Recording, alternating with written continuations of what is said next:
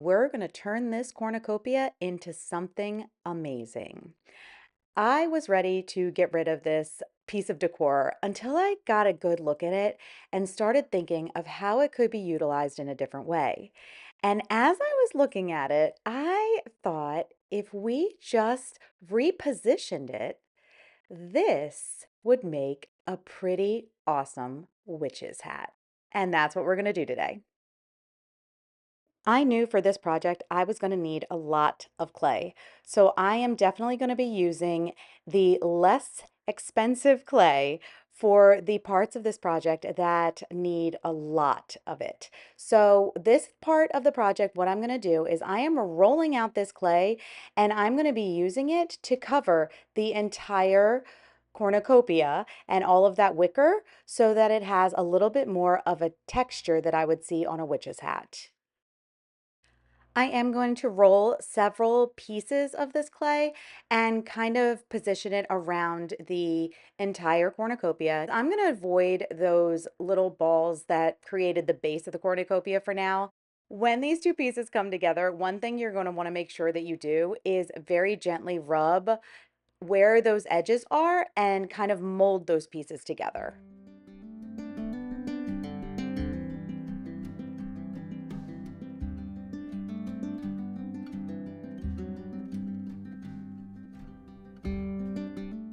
To ensure that my hat didn't get too heavy and topple over, I used some foam clay for this next step. I'm taking the foam clay and first of all, I'm working it into my hands just because foam clay compared to air dry clay is very, very sticky. So you do want to make sure that you are molding it and kind of, working it in your hands a little bit before you end up using it on your project. Now, the great thing about it being so sticky is it does stick to my project very easily. I'm wrapping this clay around the very tip top of my now witch's hat and creating that curl that you would typically see. I will then try to kind of work it with the air dry clay, but it will not connect, or the two types of clay won't necessarily mold together the same way that the clay did on the base of the hat. Once I had all of that clay on, I did go ahead and cover it with some polyacrylic sealer before I set it aside.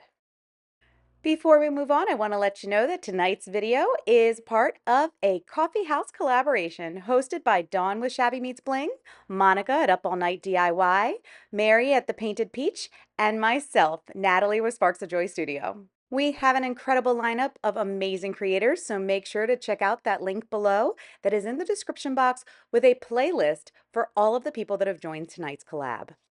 Okay, my cornucopia now hat has had some time to dry. I set it aside overnight, and now I'm coming back with some Gorilla Glue as well as some hot glue to adhere this top onto a base piece to create the brim of the hat.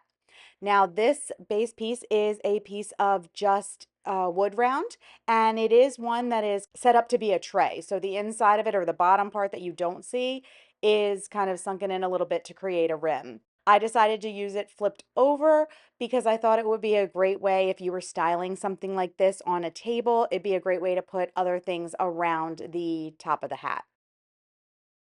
To bring those two pieces together and have them look a little bit more seamless, I'm rolling out some more clay and I'm going to wrap it around the bottom of that cornucopia piece and blend it into the wood with my fingers to first have it look like it is a ribbon or a stripe that is on the hat, but more importantly, to really ensure that these two pieces stay together.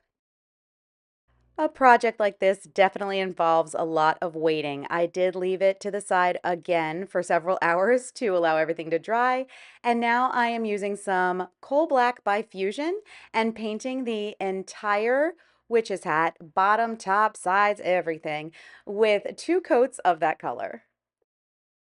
After everything was painted and dry, I grabbed some IOD molds. I'm going to be using the Trimmings III mold by IOD, and I will be casting this one mold that you see here 4 times because I will be using it to wrap around the rim of my hat.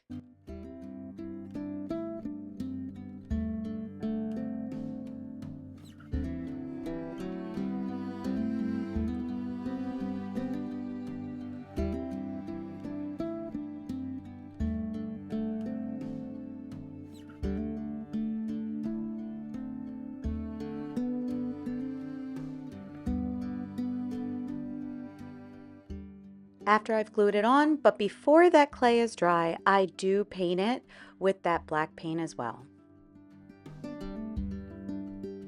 Here's where my project became a little bit challenging.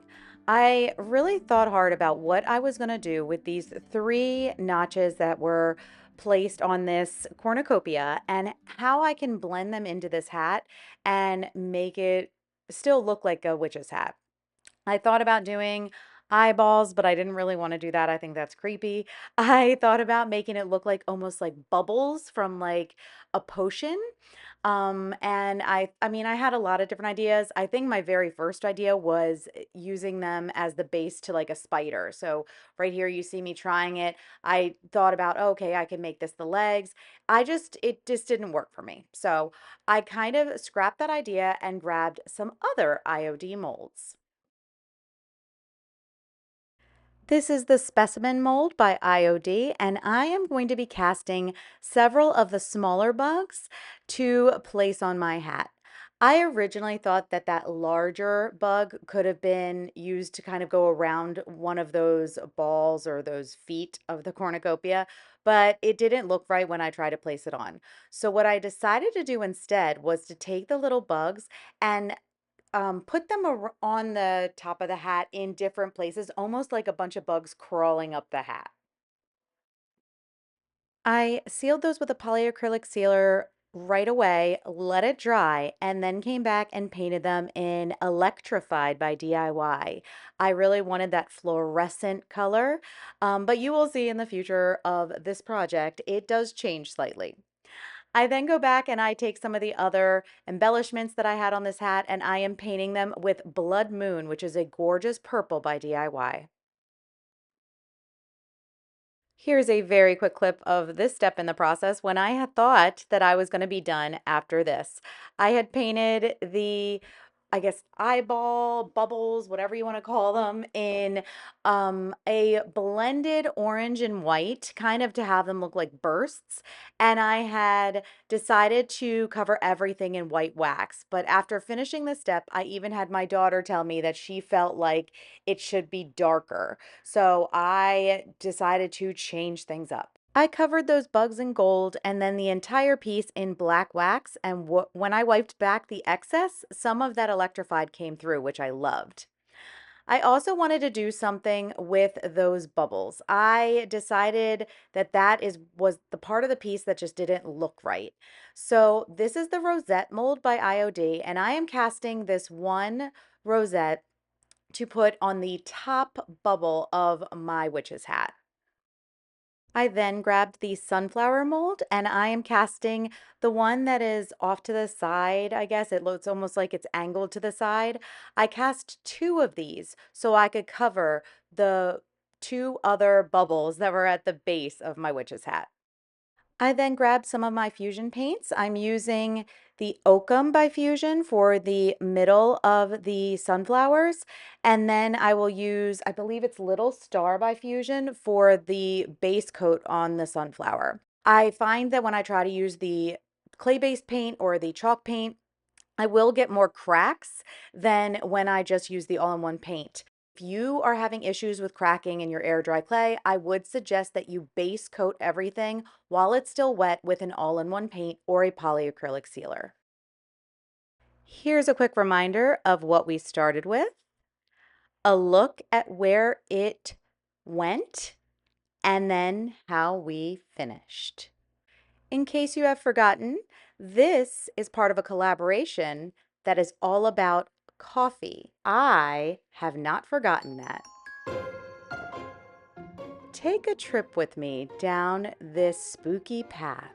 You may find yourself drawn to a very enchanted place where every cup is brewed like a spell and every sip feels enchanted.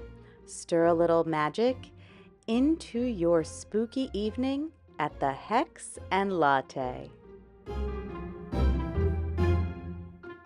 This was definitely a tough one for me, and it took me down a couple of windy paths. But I'm very happy with my end result. I hope you are too. Please let me know in the comments if you have ever tried upcycling and repurposing something you've thrifted into a spooky treasure.